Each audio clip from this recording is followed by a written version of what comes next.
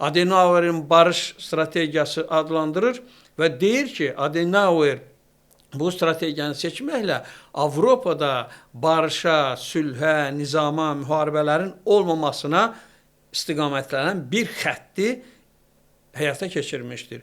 Və yaxud da ki, Charles de Gaulle'un iradə ideyası, strategiyası ondan ibarətdir ki, qələbə əldə edə bilməyən Fransa, məğlub olan Fransanın qalib obrazını, imitasiyasını yarada bildi. Bu da böyük bir addımdır.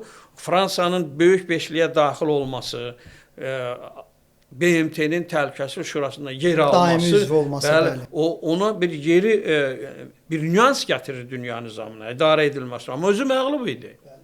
Sonra Singapurun prezidentinin... Üzr istəyirəm, veto haqqı qazanacaq qədər güclü deyildi ən azından. Bu dəqiqdir. Bəli, elə onu nəzərdə tuturuq. Singapurun prezidenti sübut elədi ki, müstəmləkədən xilas olmaqla üstün olmaq mümkündür. O, cəmiyyəti inandırdı. Sonra dünya da onun haqlı olduğunu gördü.